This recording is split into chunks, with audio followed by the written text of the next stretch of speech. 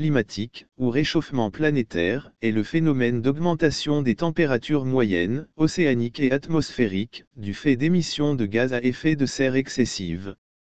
Ces émissions dépassent en effet la capacité d'absorption des océans et de la biosphère et augmentent l'effet de serre, lequel piège la chaleur à la surface terrestre. Le terme « réchauffement climatique » désigne plus communément le réchauffement mondial observé depuis le début du XXe siècle, tandis que l'expression « changement climatique » désigne plutôt les épisodes de réchauffement ou refroidissement d'origine naturelle qui se sont produits avant l'ère industrielle. En 1988, l'ONU forme le groupe d'experts intergouvernemental sur l'évolution du climat, le GIEC, pour synthétiser les études scientifiques sur le climat. Dans son 4e rapport datant de 2007, auquel ont participé plus de 2500 scientifiques de 130 pays, le GIEC affirme que le réchauffement climatique depuis 1950 est très probablement dû à l'augmentation des gaz à effet de serre d'origine anthropique, liée aux activités humaines. Les conclusions du GIEC ont été approuvées par plus de 40 sociétés scientifiques et académies des sciences, y compris l'ensemble des académies nationales des sciences des grands pays industrialisés. Le degré de certitude est passé à extrêmement probable, dans le 5e rapport de 2014. Les dernières projections du GIEC sont que la température de surface du globe pourrait croître de 1,1 à 6,4 degrés Celsius, supplémentaires au cours du XXIe siècle. Les différences entre projections viennent des sensibilités différentes des modèles pour les concentrations de gaz à effet de serre, et des différents scénarios d'émissions futures.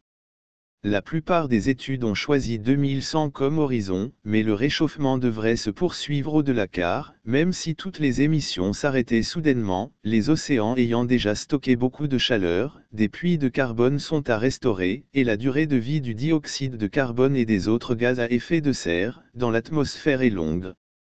Des incertitudes subsistent sur l'ampleur et la géographie du réchauffement futur, du fait de la précision des modèles, de l'imprévisibilité du volcanisme, mais aussi des comportements étatiques et individuels, présents et futurs, variables. Les enjeux socio-économiques, politiques, sanitaires, environnementaux, voire géopolitiques ou moraux, étant majeurs, ils suscitent des débats nombreux, à l'échelle internationale, ainsi que des controverses. Néanmoins, depuis 2000, un consensus émerge sur le fait que les effets du réchauffement se font déjà sentir de manière significative, qu'ils devraient s'accroître à moyen et long terme et qu'ils seraient irréversibles sauf action concertée, locale aussi bien que planétaire. Graphique des anomalies des températures globales moyennes de surface par rapport à la moyenne 1951 à 1980. Observations liées au réchauffement climatique actuel. De nombreuses observations dans le monde ont conduit à la conclusion de l'existence d'un réchauffement climatique planétaire provoqué par les activités humaines, dû au rejet de gaz à effet de serre.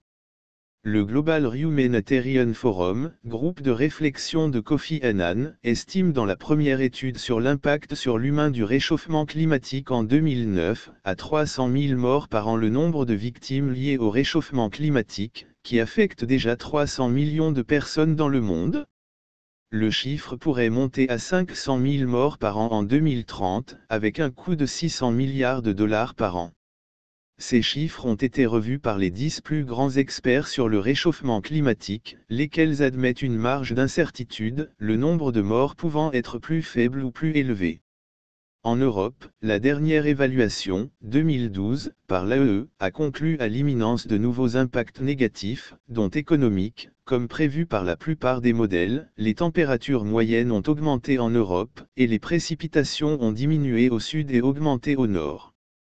Les glaces arctiques et groenlandaises ont continué à régresser, de même que de nombreux glaciers européens. Les glaciers alpins ont presque perdu 2/3 de leur masse de 1850 à 2010, alors que le permafrost s'est réchauffé et que le manteau neigeux tend à diminuer. Les crises climatiques, pics et vagues de chaleur, inondations, sécheresses, sont de plus en plus coûteuses en Europe, et inégalement réparties, notamment car les activités humaines sont croissantes dans les zones à risque, zones qui devraient s'agrandir avec le dérèglement climatique. Sans dispositif d'adaptation, les coûts générés par des événements extrêmes attendus, plus intenses et plus fréquents, devraient régulièrement augmenter et aggraver certaines inégalités. Selon Jacqueline McGlade, directrice de l'AEE, tous les acteurs de l'économie, dont les ménages, doivent s'adapter et réduire leurs émissions.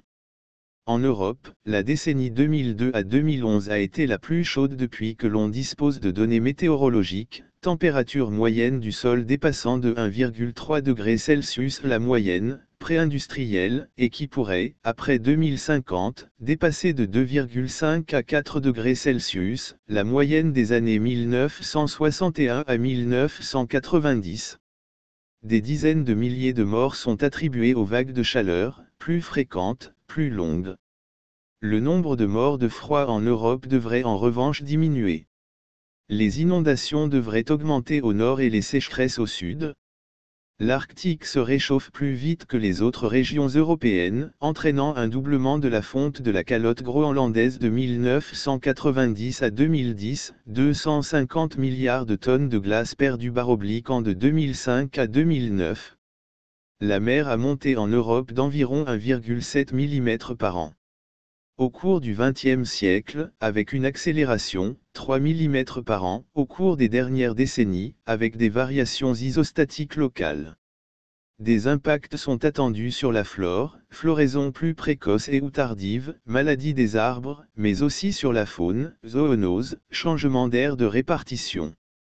Les maladies, tiques, certains moustiques et phlébotomes, remontent plus au nord et en altitude.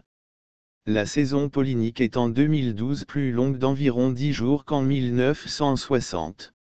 Le plancton se modifie et, hors milieu marin, la vitesse de migration et d'adaptation de beaucoup d'espèces est insuffisante par rapport à la rapidité des dérèglements biogéoclimatiques, ce qui aggrave les risques de disparition.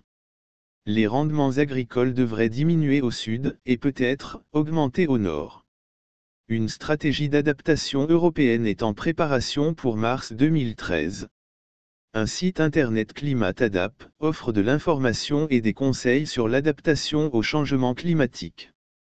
Selon Greenpeace, le réchauffement se traduit par un dérèglement climatique général déjà perceptible. Les événements météorologiques extrêmes sont de plus en plus fréquents, de plus en plus intenses, canicules, sécheresses, inondations dues à des crues exceptionnelles, tempêtes, etc. En France, un observatoire national sur les effets du réchauffement climatique, ONERC, créé en 2001, compile les observations. Évolution des températures. Les mesures terrestres de température réalisées au cours du XXe siècle montrent une élévation de la température sur la majorité de la surface terrestre. L'élévation de cette température est constatée en mesurant en divers points du globe l'écart entre la température actuelle et une température prise comme référence, le plus souvent la température moyenne sur une période donnée au point considéré, puis en calculant la moyenne pondérée de ces écarts. On observe alors que la moyenne de ces écarts a tendance à augmenter au cours des dernières décennies. Dans la suite de l'article, cette observation sera indiquée par la périphrase « augmentation de la température moyenne ». Le réchauffement observé se serait déroulé en deux phases, la première de 1910 à 1945, la seconde de 1976 à aujourd'hui. Ces deux phases sont séparées par une période de léger refroidissement. Ce réchauffement planétaire semble de plus corrélé avec une forte augmentation dans l'atmosphère de la concentration de plusieurs gaz à effet de serre, dont le dioxyde de carbone, le méthane et le protoxyde d'azote. Le climat, et en particulier les températures, ont un effet sur la date des récoltes agricoles.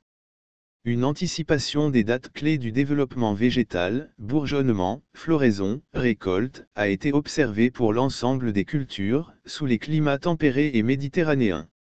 Ainsi, pour le blé, la sortie des épis a lieu 8 à 10 jours plus tôt qu'il y a 20 ans. Dans de nombreux cas, les dates de vendange sont régulièrement avancées, comme en Bourgogne. De plus, ces phénomènes peuvent être décrits sur plusieurs décennies car ces dates de vendange ont été consignées dans le passé et archivées.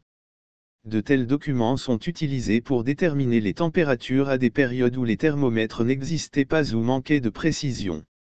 Un réchauffement climatique depuis le XXe siècle est clairement établi par l'étude de ces archives. Ainsi, la date de début des vendanges à Châteauneuf-du-Pape a avancé de 3 semaines en 50 ans. Quand le dernier arbre aura été abattu, la dernière rivière empoisonnée, et le dernier poisson pêché, alors l'homme s'apercevra que l'argent ne se mange pas. Sitting Bull.